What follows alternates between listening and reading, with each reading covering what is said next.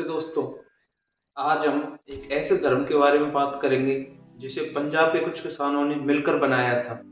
उन्हीं में से एक व्यक्ति थे नानक देव जी, जिनका अध्यात्म के प्रति बहुत गहरा लगाव था। इसी दौर में दिल्ली सल्तनत की मजहबी कट्टरता इतनी बढ़ गई थी। इसी कालखंड में हिंदुओं के मंदिरों के स्थान पर मस्जिद बनना आम बात हो गई थी। धीरे धीरे 13वीं-14वीं शताब्दी में धार्मिक कट्टरता अपने चरम पर थी। अभी घृणा के वातावरण से निकलकर नानक देव जी ने पूरे भारत का भ्रमण किया और उन्होंने एक चीज का प्रसार किया, मानुष की जात सबे एक। इसके बाद उन्होंने कुछ ग्रंथ लिखे जैसे रहीराम, बारहमासी, जो कि उनके फेमस ग्रंथ हैं। उसके बाद पंजाब के कुछ किसानों ने सिख धर्म को अपनाना शुरू कर दिया क्योंकि वह उनके विचारों से प्रभावित हुए थे। और दोस्तों, नानक देव जी का मानना था दुनिया में ईश्वर एक है और हमें जात पात से ऊपर उठकर शुभ कर्म करने चाहिए। अगर उपासना करनी है तो गुरु की मानता की करनी चाहिए और मानवता की करनी चाहिए। और धीरे धीरे इनके विचार धार्मिक रूप लेने लगे।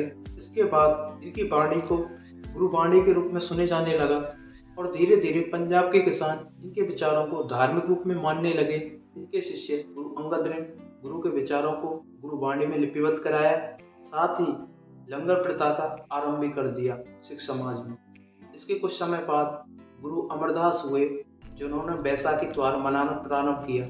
बैसाखी त्योहार मुख्यतः किसानों का त्योहार होता है, जिसमें पंजाब के किसान हर्ष और उल्लास के साथ मनाते हैं फसल कटाई के तुरंत बाद। और अभी तक तो सिख धर्म पंजाब के कुछ सीमित इलाकों तक था, लेकिन इसके बाद सिखों के चौथे गुरु गुरु रामदास हुए, जिन्होंने मसंत प्रथा शुरू की, मतलब दान देने की प्रथा।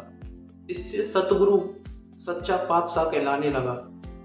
धीरे धीरे इन्होंने धार्मिक केंद्रों की संख्या में वृद्धि की और इन्होंने 500 बीघा जमीन में एक सरोवर बनवाया हरमंदिर साहब के पास में, जिसे आज अमृतसर कहा जाता है। इसके पश्चात गुरुओं के 5वें गुरु अर्जुन देव हुए, जो कि धार्मिक के साथ साथ राजनीतिक शिक्षा भी लोगों को देते थे।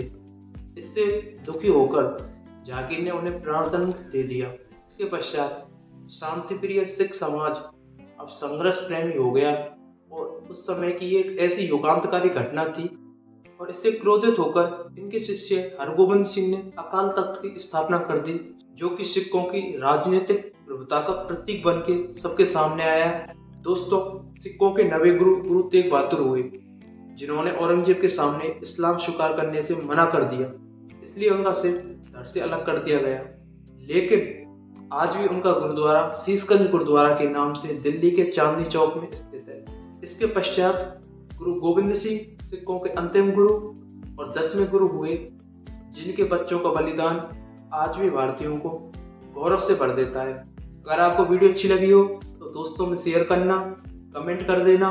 ऐसी इंफॉर्मेटिव वीडियो के लिए सब्सक्राइब कर लेना।